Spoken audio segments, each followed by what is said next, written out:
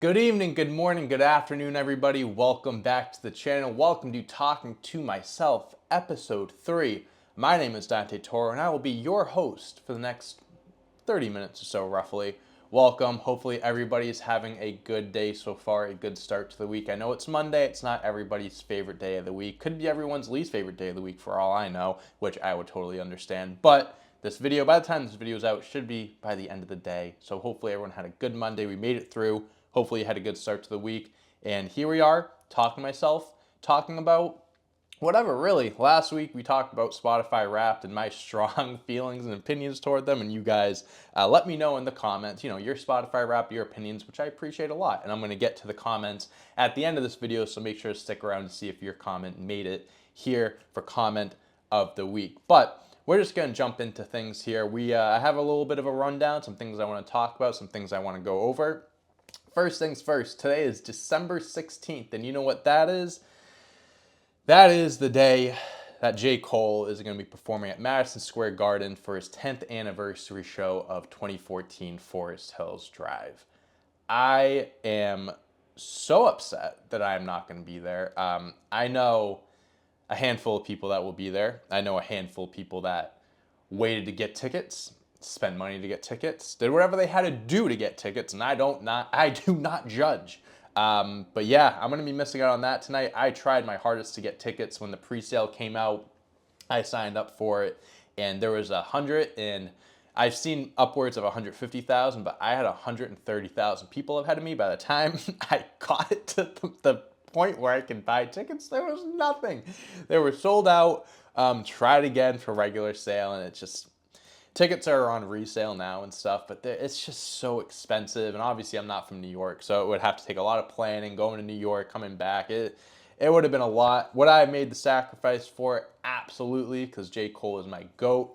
I have pictures, I have his paintings here of his album covers on the wall. He's my favorite artist of all time, and I would have loved to go, but it's just not how it's meant to be. It wasn't in the cards. So to anybody that is going, please let me know. And please, if you follow me on social media, share any video photos that you have, because I am going to be there through you guys tonight. I already told one of my buddies from high school, Dom, that's going. I was like, I am going to be there in spirit. Like I'm going to be living through you tonight. So enjoy that. But I didn't get tickets to the concert, but one thing I did get is his special edition 2014 Forest Hills Drive vinyl. This is out of 2014, 2014. They actually have it marked there, which is pretty cool. I'm just going to assume that that's J. Cole's handwriting. But yeah, I ordered this, and so they came out with two of them as like a blue edition, and then this one, just an alternate cover. But both of them had 4 unreleased tracks on each one. I don't know if I don't know if you guys are as big a J. Cole fans as I am. As you can tell, I am a huge fan. But so he has like his Inevitable podcast series. They have it on this website. You buy the podcast, but he re-released, or didn't re-release. He released the 8 new songs, which was meant to be on the deluxe edition of 2014 Forest Hills Drive that was never made. So he released those 8 songs online, but put 4 on each vinyl. So the 4 I got were Keep Heaven Dancing, Miles. I think Miles is featuring Bone Thugs and Harmony. Black Man in Hollywood, and Obviously, which I think Obviously was the best song that I had checked out on that deluxe edition. So I'm not going to be there. Have the vinyl though. Also, he's live streaming it, so I will be watching that tonight. Or no, I won't be watching that tonight. I kind of just skipped ahead. So I have a list of like things I want to do, and I had an order, but fuck it. All right, I guess we'll just mess it up a little bit. So I won't be watching the live stream tonight because I am going to be at the movie theaters watching Interstellar. Talking about another 10-year anniversary. Interstellar is out in theaters for the 10th anniversary, only in IMAX. It was shot a certain way. I think it's like 70 millimeter or whatever it is. Interstellar is has been on my Mount Rushmore favorite movies, best movies of all time, since it has come out. I have such an appreciation for that movie. It has such it holds a special place in my heart because at the time that I saw it, I was in high school and stuff. Went with friends, and obviously, if you guys have seen it, you know the message behind it, the story behind it, everything that comes with it, and it is such a beautiful movie visually. The music, the acting, of course. Obviously, at the time, I didn't even know Timothy Chalamet was in the movie. He was a kid back then, so I didn't know anything about him. But little things like that, it's funny to point out. But I'm going tonight with Taylor. Taylor has never seen Interstellar, so I am so thrilled. I am head over heels. I am so excited to watch it. Unfortunately, we do have to sacrifice the J. Cole concert. I will go back and watch the live stream probably on Tuesday because I do want to watch it. But Interstellar, man, I can't wait to go there. I can't wait to go to the movies. And that's really the biggest theme of this podcast was going to the movies and how much fun it is. Because going to the movies is fun. I don't know. I would love to hear your guys' opinions on it because I don't know how going to the movies is perceived. I feel like going to a movie, sitting there, whether it be by yourself or with people, has kind of become a boring thing. I don't know because I'm in high school. To me, like when I was younger, me and my friends, I mean, the biggest hangout spot was the movie theater. It was like the plaza and stuff. We walk around, you have the theater, you go check a movie on a Friday, Saturday night, and you go home. And like over the years, obviously COVID stuff happened that obviously derailed theaters and stuff. People can't go there. And obviously with streaming, Netflix, HBO, or Max, excuse me, Hulu, all these streaming services, it's so easy to access these things at home. And it's like you don't have to pay for a ticket, you don't have to pay for popcorn, soda, blah, blah, blah. I get that. But there is no better experience than actually going to a cinema and watching a movie. I have a movie pass. So this is like some way back like history and stuff. If you remember our Lumberland days, I talked about this. I had a different one, but I basically have had a movie pass for the last 3 or 4 years. So the movie theater I go to has this deal where you can get up to 5 movies a month. You can go 1, 2, 3, 4, 5, whatever. It's not like a package thing. You pick how many movies you want to see a month and you pay a set price. So for me, I pay for 3 movies a month, okay? 3 movies a month. Let me just fact check this to make sure I'm accurately giving you the correct amount of money that I'm paying. One movie ticket nowadays is what? 14, 15 bucks, depending on, of course, if it's an IMAX movie or regular, but a regular movie is probably 15 bucks nowadays. I pay, hold on, 3 plans, settings, hold on, I want to get this right, payment settings potentially, profile settings. Okay, I don't have it pulled up, I wish I did pull it up. Basically, I pay 20 bucks a month for 3 movies. I know it's like 21 bucks. I forget what the exact number is. It's about 20 bucks a month for 3 movies. You go to the movies once, you get your money back. Now, you're thinking, Dante, why would you go to the movies so much? There's not always, groundbreaking blockbuster movies out in the theaters and stuff like that. I completely agree with you and I understand. But sometimes it's like I work from home for the most part, right? My schedule is kind of, I do things as I can. So like filming, editing, whatever, I can get it done at a certain amount by a certain time during the day, whatever it may be, and I might have some free time during the day or at the end of the day, whatever it may be.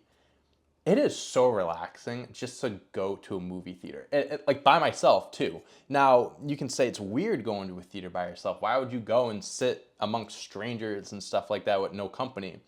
To that point, I say, if you go with company, you're not talking to that person anyways. When you go to a theater, you're just sitting there and watching the movie in silence.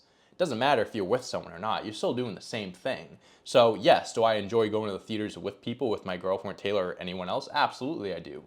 But it is still relaxing to just go sit on a leather reclining seat, get yourself a small or medium popcorn, get yourself a small or medium soda. I prefer Coke, and you just have a great 2 hours. Like, I think it is such a relaxing thing, such a hobby, a pastime that has faded over the years, which whether it's just interest or it gets a bad rep, whatever it may be, the prices, I get that. If you don't have a movie pass like I do, I understand it could be harder. But if you're able to get your hands on something like that, and sometimes I've gone to see terrible movies for the sake of, one, seeing how bad it is, and two, just going because it's free at the, well, $20 a month. It's free essentially when I go. So pay for the popcorn, the soda. That's it. That can be expensive, I understand, but that's why I keep it on the small side, and free refills with soda. So that's my kind of opinion on the movies and stuff. And like,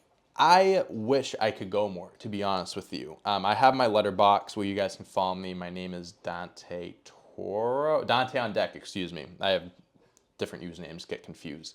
And I just love going to the theater and just tracking the movies I watch and stuff. I think it's such a fun thing to do, a fun hobby. My goal for next year, for 2025, is to watch more movies in general, but definitely make it to the theater more often, because I feel like the last few months, whatever, I haven't been able to go as much, been busy with stuff, whatever it may be, but I need to prioritize the movie theater because it is so fun. It's great. Got to a point where I recognize everyone there. I know all the workers and everything, which can, I don't know if that's a good thing. It could be sad, it could be, but it's cool. It's cool. But yeah, go to your local movie theater, support your local theater. I know it's easy to watch it on your TV and stay in and stuff. I understand, but just, I don't know. If you haven't been to the movie theater in a while, go check it out again. Maybe your thoughts will be different this time. Okay. All right. Well, I was going to save that for the middle of the show. I guess we'll just go back to what we were talking about before. This is to all my people that are in fantasy football playoffs. First of all, congratulations if you made it to the playoffs. Me, myself, I am in 4 leagues, which quite honestly could be 4 too many, to be honest with you. I made the playoffs in 3 of them. 2 of them I genuinely made it by winning the last week of the regular season. One of them I have a bye-in and a bye weekend. And then the one I didn't make the playoffs is looking like I'm going to be potentially competing for the last place here. Not good at all. Fantasy football, if you do fantasy football, you have to have a certain patience, a certain amount of faith, and luck. I have won fantasy football twice in one of my leagues, and it is the most stressful thing. It is probably the hardest thing to do, because fantasy football, yes, you can pick as good of a team as you can think at the beginning of the year, but injuries happen, other shit happens. Shit, I drafted Anthony Richardson this year, and he literally subbed himself out because he was tired, and he got benched for 2 games after that. What can I do about that? I thought I took a steal in Anthony Richardson at pick 100, and he's walking off the field because he's tired. That type of stuff happens, and that's why luck is involved, where if you just have a team that doesn't get hurt, you don't have to have the best team on paper, but if they're not hurt and you're going up against teams that have had injuries all year and into the playoffs, hey man, it's going to be looking good for you. So to all my fantasy football people out there, I wish you the best of luck. Let me know how your team's doing. Who has let you down the most this year? Because I could do that, but I genuinely would be going on for hours. This would be the entire episode. It's a disaster. It really is something that just really makes you contemplate what you're doing in life and why you're doing fantasy football, especially when you have buy-ins and like leagues that cost money. It's a headache, man. You know what else is a headache? Five Guys. Five Guys burgers. I don't know when the last time you guys have had Five Guys burgers, if you have good or bad experiences there. I guess I didn't have a bad experience with them or with their food or whatever, but let me tell you something. So it was Saturday night, Saturday night, I'm home, don't have food, I want to DoorDash. I'm looking at DoorDash, seeing what's available. I'm looking through the different categories. I have order again. Five Guys. Now the last time I ordered Five Guys had to have been at least a year ago or something like that. But it came up, I'm like, you know what? I haven't had Five Guys in over a year. Let's check this out. I'm looking at the menu, I put in a bacon cheeseburger, okay? Only $1 more than a regular cheeseburger. Also, I want to point out that Five Guys' burgers, I'll give them the benefit here, are all double cheeseburgers. So credit to them there. That is something I didn't find out until like last time I ordered, twice ago that I ordered. I was like, wait, I didn't order a double cheeseburger. Find out that's how they do it. So double bacon or bacon cheeseburger, a regular French fry, okay? You can do small, regular, or large. And how they do their fries, they fill up the bag and all that shit, so you really get more than what you asked for. But regular fry, and I threw in a grilled cheese, okay? I threw in a grilled cheese. I'm gonna let you know now the grilled cheese was $6. Just $6, just a basic grilled cheese. To me, I'm thinking I'll have the burger and fries now, save the grilled cheese for later, a late night snack if I'm hungry. That's always my thinking. I put, I, I look at the total amount and I close the app immediately. I thought I was looking at a fake number. It was, I'm going to give you guys about 5 to 10 seconds to think about this, of how much you think this was, and you can put in the comments if you want to before I reveal the number. Those 3 items, this Five Guys, this is also before tip or anything like that. This Five Guys is 5 minutes away from me. 5 minutes away. I could have driven, but it's a 5-minute delivery. The total was $38 before tip. You know how much they would have asked for tip?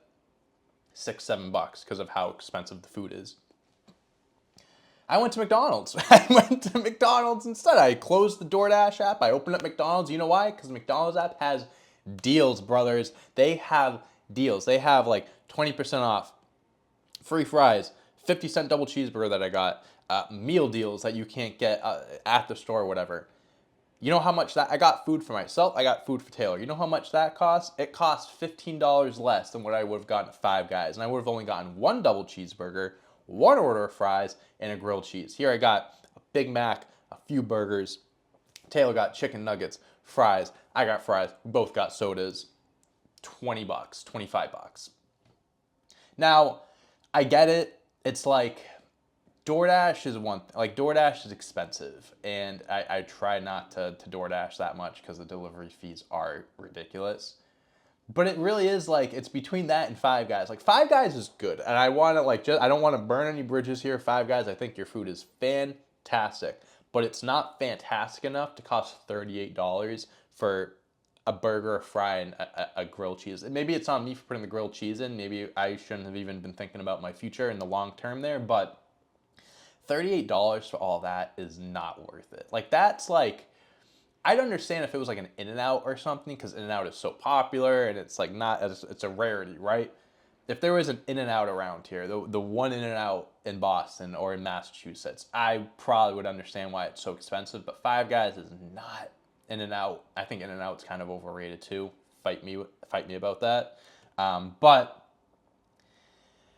I mean, I didn't almost fall for it. I closed the app, but man, sometimes it's just like, man, I'm hungry. I don't know what to do. I'm just gonna order this. You know what I mean? And sometimes we fall into that trap. I know I fall into that trap many times, and it's just looking back, I think of how much money I've spent on like DoorDash and places like that, and it's disgusting. So I don't know if Five Guys needs to change their prices. I don't know if DoorDash needs to fix something, whatever it may be, but if you guys are ever thinking about DoorDash and Five Guys, think again. It almost ruined my night. And I didn't even order the food or spend the money. Still almost ruined my night. Okay, a few more things we have left here. Where are we at? We're at 18 or so minutes. We're cruising. We're having a good time. Everyone having fun? Put in the comments if you're having a good time. You're having a good day. Hopefully everyone is enjoying this episode so far. Thank you for being here, of course. Let's talk about the last video I put out, because I do want to get some more thoughts and opinions here. So what I love about YouTube is, like, I could put out a video, and at first, like the first few hours, it doesn't do super well, whatever, but as time goes on, it gets more people watch it, shows up in more algorithms or whatever, and that is what's happening with my ranking the first 10 American Idol winners video. Now, I ranked the first 10 Idol winners. I don't know if you guys have seen the video or not, if you guys are even fans of American Idol. If you are, you should check out the video. So I ranked the first 10 American Idol winners, as well as some runner-ups and other contestants that are renowned, world-renowned, people that are well-known for being from American Idol that probably or could have won the show themselves. I gave my 2 cents. I gave my opinion. It went from S tier to top tier to middle to, what was the other one was, good but I have it right in front of me. It went iconic, top tier, middle, good but not great, shouldn't have won. Now, there was a lot of people that agreed with me, the people that had same thoughts and opinions on me. There are people that really didn't agree with me, but I like that. I think that's like important to note, that we don't have to have the same opinions on it, especially something where it's ranking or something that's super subjective, like movies or music or something like that. No one's gonna have the same opinion. For me though, I want to say this, and I'm going to double down. First, I'll double down on everything that I said. It's my video, it's my content. So like I said it, I put it out there for a reason. I'm gonna stand by my opinion, but I am gonna stand ground. I'm gonna die on the hill that Daughtry, Adam Lambert, Jennifer Hudson, Kelly Clarkson, and Carrie Underwood are the 5 best artists, performers to come out of American Idol. There's other people, of course, we can mention like Fantasia. There are people that were throwing Catherine McPhee. People were saying Jessica Sanchez, who I didn't mention. Some people even mentioned Philip Phillips, who was from the 11th season, which I did preface before that I stopped watching after season 10, so that's why he wasn't in there. A lot of people were throwing their opinions. A lot of people were not happy about my David Cook ranking. They said I should have ranked him higher because of his post-idol success and stuff. And maybe I didn't look deep enough into the numbers and the number of albums sold and stuff like that. But again, I love that everyone's able to share their opinions, their thoughts, and who they think is, the best American Idol contestants or where they would have ranked them, whatever. I think it's fun. It's subjective. It gets people interacting, get people debating and stuff, and that's the point. So let me know. First of all, check out the video if you haven't already. I'd really appreciate that. But let me know who won the best contestant on American Idol ever was, and who your favorite was. Because I know they can be different of, this person was the best, but this person was my favorite. Like, I think Adam Lambert is the most talented person, artist, anything to come out of American Idol. He is just so insanely talented. He tours with Queen. To say that you tour with Queen, like, you need to have some fucking amazing skill, and he does. And then my favorite is Chris Daughtry. Some people might say Chris Daughtry's the best. I ain't gonna fight you on that one. But Chris Daughtry for sure is my favorite, but I think Adam is the best. So let me know who is your favorite, who the best is. If there are anybody that I left off in the video, if you do rewatch it, please let me know. But yeah, American Idol. I miss it. I miss how good it was. I don't know if it's even good anymore. I know I've seen like some clips over the last few years of the contestants and judges on. It just really hasn't piqued my interest. But maybe one day I'll get back on the wagon. Maybe one day I'll make another video talking about some more American Idol stuff, because I was deeply passionate about it for a while. So, all right. Now that we are done with the topics, we are going to get into questions of the week. Not sponsored by Chipotle. I'm going to keep saying it's not sponsored by Chipotle until we are sponsored by Chipotle. Chipotle, I hope you're watching. Okay, first comment I have. I did ask this last week. I didn't really see anyone in the comments saying if they would like to see their comments on the screen or not. So I'm going to leave the comments off the screen again. But let me know if you don't care or care if I put your comment on the screen, like with your name and stuff. I could cut out the name easily too, but let me know. I think it would look more visually nice on the screen if I was reading it. But again, I don't want to put anyone's name or anything out there that they don't want. So just saying that now. First comment though. We know Jeff Hardy is your favorite wrestler of all time. Facts. But who else would be in your top 5 favorite wrestlers of all time? Great question. Yes, Jeff Hardy is my favorite wrestler of all time, and he will always be my favorite wrestler of all time. I actually just watched, they put it on WWE Vault. It's his history, his climb, his journey to becoming WWE champion. It was like the few months prior to him winning, and then him winning in the celebration. Just a reminder of how much, just how big of the fucking man he is. Jeff Hardy is the best, the man, no one better than him. But who else would be in my top 5 besides Jeff? So it would go Jeff. Batista is definitely in my top 5.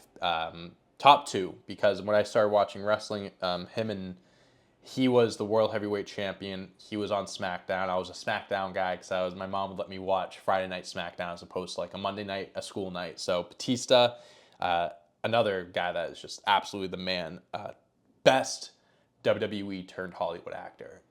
I will die on that hill too, 1,000%. This is also no order. Besides Jeff Hardy, Batista, no order.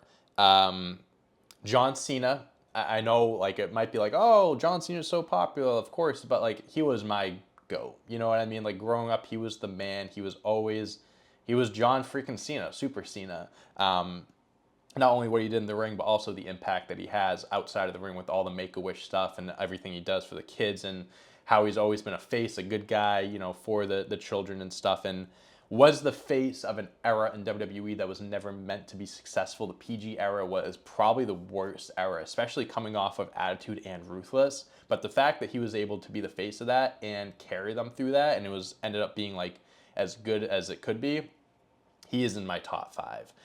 Number 4, I'm gonna go with, because I appreciate the longevity and also what he's done for the company and in the world of wrestling, and he never like, not that there's anything wrong with jumping ship or like going to Hollywood or whatever, but he never left. Randy Orton, the greatest heel, one of the greatest heels in wrestling history. I think 2009 Randy Orton, between 2008 and 2011 Randy Orton is the best heel of all time. Him and probably Mr. McMahon, I think, are the two best heel characters ever. Randy Orton, 14-time world champion, been in the company for 20 plus years, still going strong. It's like he keeps getting better. Now we're seeing veteran, mature Randy, and like we can see how much fun he's having, how much he's enjoying, being around now, helping out the younger talent and everything. So Randy Orton definitely cracks my top 5. And then the 5th one is someone that I didn't get to watch, when he was in his prime, when he was actually in WWE. He's obviously come back a few times since then, and he's been very active and he's very popular. The Rock. There is no better talker in wrestling than The Rock. There's no better entertainer in wrestling than The Rock. I don't think, and again, this is like, you'd be like, oh, like this person does, this person does. Like, to me, like, I don't think anyone gets wrestling more than The Rock. Like, he just gets it. You know what I mean? Like, he just can come in after being gone for 10 years and he can just, the camera's rolling, the mic is in his hand, he just clicks, get right in the character. He just understands the business, the industry. Obviously, his family came from it. His family is in it. He has a deep passion for the industry and all that. So I think he is one of the best wrestlers of all time. I think he's a Mount Rushmore wrestler because even though his prime years weren't that big, like John Cena or have more longevity, what he did in those few years is unmatchable almost. Guys like him and Stone Cold, you can put in the same level there. But The Rock, his character, his ability to evolve, his final boss character right now is arguably his best character, and he's 50 years old right now, and he's a part-timer. Like, not even has wrestled one match since being back in the grand scheme of things. So it really is spectacular to see him being able to come back and be the best character in wrestling when he's there. So I got to give my respect to The Rock. Plus, me and him go way back. He tweeted at me when I was a senior in high school. I dressed up like him for, it was like Spirit Week or something like that, and it was 80s, 90s throwback. I dressed up as him with the turtleneck, the fanny pack. I'll put the picture on the screen here so you can see it. And I tweeted at him. I said, hey, The Rock, I dress up like you'd say, blah, blah, blah. And he tweeted back at me, called me a swag king. And we have been best friends since. So shout out to The Rock. But yeah, that would be my top 5 favorite wrestlers right now. The second comment we have here. Do you think a WWE theme park would be successful? This was me talking about, going off of me talking about Disney last week and my favorite rides and stuff and my experience there. To answer that question, yes, it would be successful simply because if it was around, I would make sure it stayed in business. I would make sure that shit never ran out of business. I would make sure that that was always up and running. I would go bankrupt to make sure that it kept running. But no, seriously, I think it would be an attraction. I think there would be plenty of people that would love like a WWE themed roller coaster with like different pictures or artwork and you get a different theme song. Like Guardians of the Galaxy is a different song every time. You get a different wrestling theme song every time. That's a cool idea. Disney, whoever does this, if you do something like this, you owe me and the person that wrote this comment some money. Okay, next comment. This is a really, really wholesome, cool comment. Man's 2 for 2 on podcast. Man's 2 for 2 on podcast episodes so far. Excuse me. I never really wanted to start a podcast by myself, but this is really making me want to try it. It looks so fun. Keep doing great things. I love shit like that because it's like that makes me so happy that this is like motivating people that want to get them to go out and do their own thing. So it can be intimidating. It can be scary sitting in front of a camera and just talking to yourself or, talking to myself, like the podcast name, and doing this. It really can be terrifying, but you can do anything you want. You know what I mean? Like with your It's all inside your head, man. If you believe in yourself, you can do it. I believe in you. I know you can do it. And I know you're going to have an amazing podcast if you start doing it. So please let me know if you do that. I'd love to check it out. I appreciate your very kind comment about my podcast stuff, telling me to keep doing great things. You keep doing great things. I'll keep my eye out for that if you do start the podcast. But yeah, believe in yourself. Don't be discouraged. I'm happy that this is motivating you to do that, and I really hope that you do pursue that. Okay, last comment I have here, because a lot of the comments were about Spotify Wrapped and stuff like that, and I'd love to talk about all your Spotify Wraps, but there really were a lot of them. So thank you for all those comments, but this is the last comment we have here. I was talking about Call of Duty and Fortnite last week, so this is in response to that. You have to play Marvel Rivals. I have more than 1,000 hours on Fortnite, and I am a big COD fan since 2010 when Black Ops came out. Was really hyped for a month that I would get both a new Black Ops game and OG Fortnite, but Marvel Rivals completely shifted my hype, and my time. I still play zombies, but I haven't touched the multiplayer in 5 days and didn't even reinstall Fortnite for OG season. Wow. That's how much Marvel Rivals took me. That's how much Marvel Rivals took me from those two. Excuse me. Okay. First of all, thank you for the comment. Second of all, 1,000 hours on Fortnite. I'm probably not too far behind, to be completely honest with you. So here's my thought about Marvel Rivals. I appreciate it. I see the hype it's getting. I've seen clips and stuff like that. It looks like it's fun. It looks very unique. But, and what I've been told and what I'm seeing is it is almost exactly like Overwatch. And I do not like Overwatch. That might upset some people, some gamers out there, and I really apologize, but Overwatch is not for me. I don't hate Overwatch in the sense of, like, I think this game sucks, it's stupid, blah, blah, blah. Like, I'm just not used to games like that, I guess. And it's like whenever I do try to play, I try to play it with my friends. It just never goes well for me. I appreciate the different, like, everyone can be different characters, and you have, like, people that are defending, attacking, you have healers and stuff. You have different jobs, but it's not for me. I did download Marvel Rivals, so I will definitely give it a chance. One of Taylor's younger brother, Christian, who I know is watching this, has been convincing me, trying to get me to play. I will play. I'll give it a shot, but man, I don't think I'm going to like it. Just from what I'm seeing and hearing and comparing to Overwatch so much, I don't think it's going to go well. I'll give it a shot. And plus, too, like, at this point, I feel like there's, like, everyone that plays it is so good. Like, I'm going to get on and not get a single kill. That's just how it's going to go. But let me know what games you're playing again. If you're playing Marvel Rivals, give me your thoughts, or maybe put in a comment that maybe could change my mind on where I stand now. But thank you guys so much for the comments. Please make sure to put in your comments again so I can read off your comments next week for comment of the week. That actually might not have been English. Make sure to comment down below so I can read your comments for next week for comments of the week. You can get featured. I think that sounds more like it. Yeah. Okay. Sorry about that. Yeah. See, I don't want to cut things around. I want to keep this going and stuff. So if I mess up words and stuff, bear with me. But that's all we got for today. Thank you guys so much for watching. I really appreciate you guys tuning back in for a third episode of Talking to Myself. Again, your reception to not only this show, but to this channel has been incredible. I appreciate your guys' support so much. And I'm happy I'm able to put out stuff that you guys are able to gravitate towards, that you guys are able to enjoy. I hope I continue putting out good content for you guys. But if you want to see more content from me, please make sure to like and subscribe. Put in the comments what types of videos you would like to see me make moving forward. Check out the other videos I have on this channel, some of the old wrestling ones, as well as my American Idol video that I'm very proud of. So check out those videos. Thank you guys so much for watching. I hope you have a great rest of the day, rest of the week, and I'll see you around. Peace.